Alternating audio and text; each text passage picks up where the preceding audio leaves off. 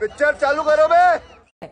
आप ये कहेंगे कि कुछ नहीं है, आपस का ही मामला है, लेकिन आपस का मामला तब तक था जब तक सब कुछ बंद दरवाजों में चर्चा हो रही थी। ऐसा लगता है कि अब रायता फैल चुका है, क्योंकि आप देखिए ना, केशव प्रसाद मौर्य को दिल्ली बुलाया गया, दिल्ली में उनकी मुलाकात हुई बीजेपी अध्यक्ष से, उधर पीएम ने खुद मुलाकात की है यूपी बीजेपी अध्यक्ष से।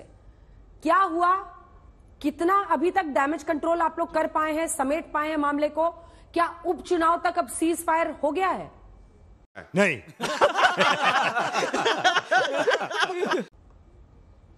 पता नहीं कल्पना की उड़ाने कहां तक पहुंचे हैं और रायता कहां नजर आ रहा है और कहां फैला है, कौन फैला रहा है और बिना फैले भी कैसे दिख रहा है।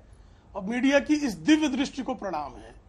जली ना, तेरी भी जली ना। प्रेम जी, लेकिन संडे को ही वो मिले वहां पर लखनऊ में जेपी नड्डा जी से, तो फिर दिल्ली क्यों आना पड़ा?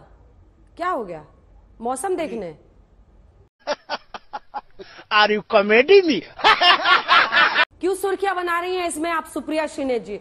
और देखिए, हमेशा बीजेपी यही कहती है कि आप लोग परजीवी हैं। असल अगर किसी का वहां स्टेक है तो वो समाजवादी पार्टी है। फायदा इस देश के लोकतंत्र को होगा, फायदा इस देश की जनता को होगा, फायदा उत्तर प्रदेश के सम्मानित लोगों को होगा जहां से मैं आती हूं। ऐसा है ना अंजना जी कि हम इधर उधर की बात क्यों करें? सिर्फ उत्तर प्रदेश में ही थोड़ी सिरफुटअव्वल चल रहा है। सिरफुटअव्वल तो महाराष्ट्र से लेकर झारखंड, अगरतला, बिहार, गुजरात, मध्य प्रदेश, राजस्थान, कहां नहीं चल रहा है बीजेपी के अंदर?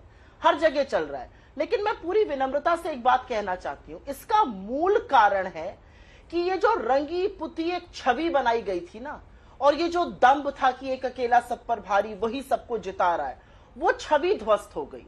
वो रंगा पुता रंग बेरंग हो गया।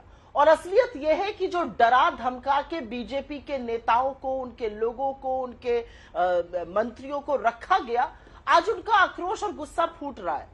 मेरे को जानता नहीं है। ये जो दो लोगों की मनमर्जी चल रही थी, जिसको मन हुआ टिकट दिया, जिसका मन हुआ काट दिया, जिसको मन हुआ मार्गदर्शक मंडल में बिठा दिया, जिसका मन हुआ उसको आगे बढ़ाया, ये प्रक्रिया बीजेपी ने अपने आप से खत्म कर दी। इसको इम्प्लोजन कहते हैं अंग्रेजी की लैंग्वेज में। ये जो अंतर कलह जो चल रही है, जो द्वंद्व चल रहा है, ये उसका नतीजा है।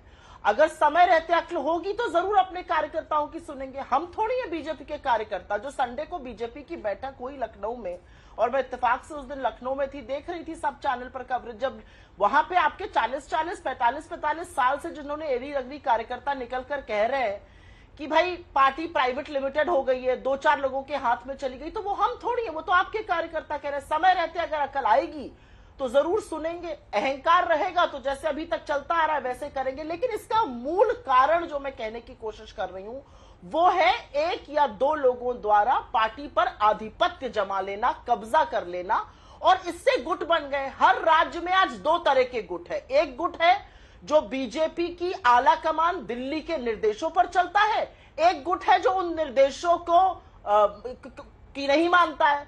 उन्हीं दो गुटों के बीच में लड़ाई है हर राज्य में। उत्तर प्रदेश में भी यही है, मध्य प्रदेश में भी यही है, महाराष्ट्र में भी यही है, गुजरात में भी यही है, राजस्थान में भी यही है, त्रिपुरा में भी यही है, बिहार में भी यही है। ये तो लेटेस्ट न्यूज है।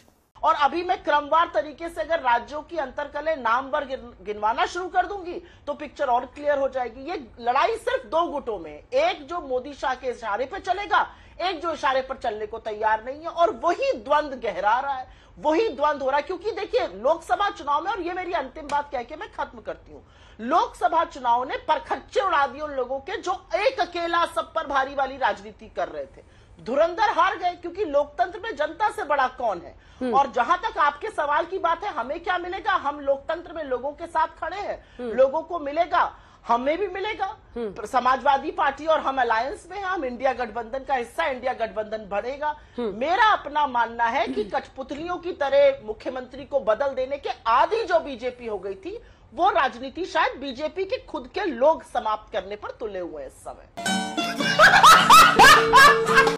आपको भी पता है कि बालक बुद्धि बोलने पर उस तरफ से भी हमला आएगा।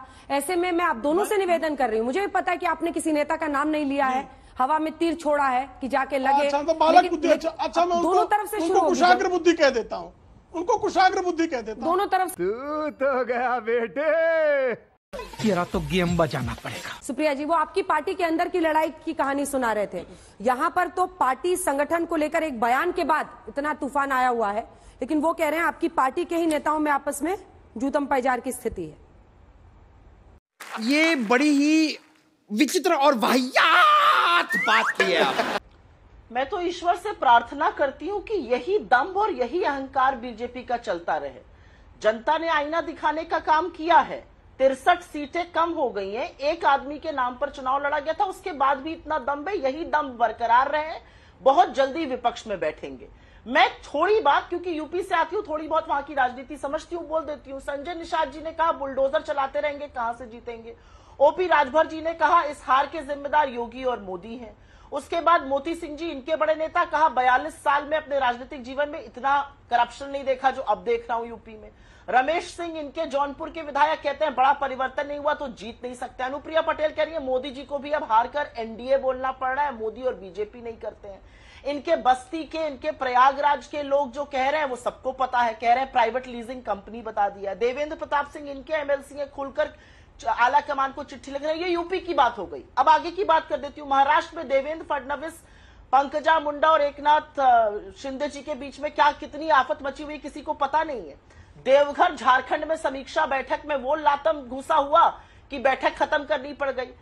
अगरतला में अपने ही पंचायत ऑफिस में इनको ताला लगाना पड़ गया, इतनी हाथापाई हो गई वहां पर। राजस्थान में किरोड़ी लाल मीणा जी इस्तीफा दे रहे हैं, राजेंद्र राठौड़ जी अपनी सरकार से सवाल पूछ रहे हैं। वसुंधरा राजे जी लॉबिंग ऑलरेडी शुरू कर चुकी है, भजनलाल शर्मा जी को कोई पूछ नहीं रहा है। मध्य प्रदेश में मामा जी का दिल्ली में मन नहीं लग रहा है, उनका बेटा भोपाल में कहता है मेरे पिता सबसे बड़े नेता है, दिल्ली भी उनके आगे झुकता है।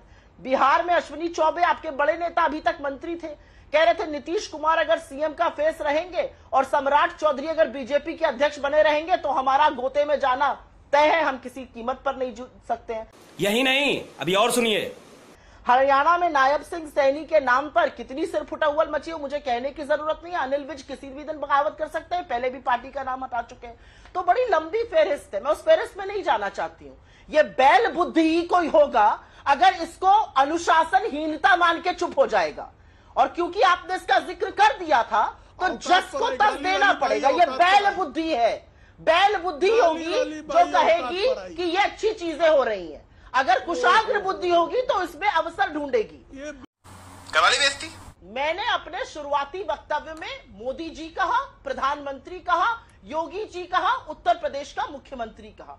मैंने तो किसी का नाम नहीं लिया, लेकिन अपने शुरुआती वक्तव्य के बाद अगर सामने वाला धृष्टता करेगा तो मैं चुप नहीं बैठूंगी। मेरे अंदर भी यूपी का खून है और वो खून खोलता है अगर आपकी बदतमीजी। अरुण राजभर जी सही पकड़े हैं।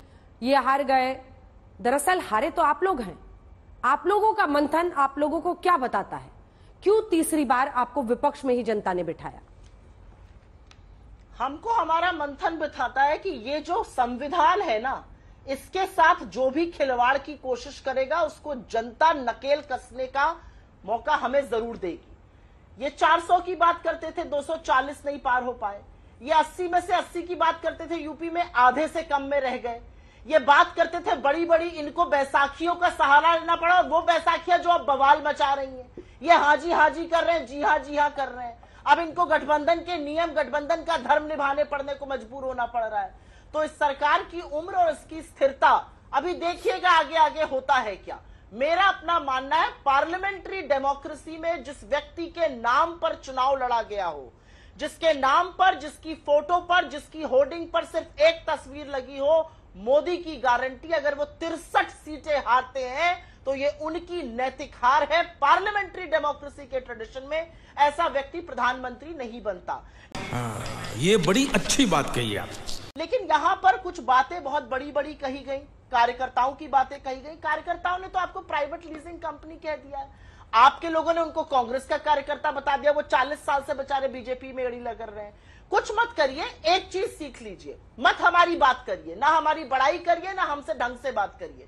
इस देश की संस्कृति, यहाँ की मर्यादा सीख लीजिए।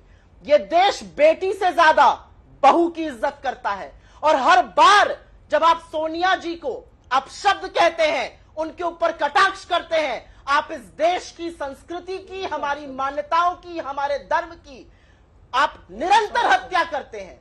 इस देश में जब औरत कोई आदमी की साथ सिंदूर लगाती है तो वो उसकी अर्थी उठती है उस घर से।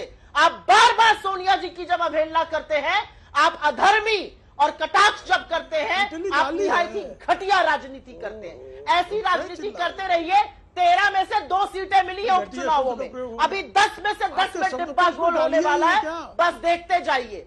10 में से 10 उपचुनावों में उत्तर प्रदेश के डिब्बा गोल होगा और 13 में से 2 सीटें आप जीत पाए, 11 पर आपको जनता ने नकारा है। ये जनता की ताकत है, ये संविधान की ताकत है। बस हवा निकल गई।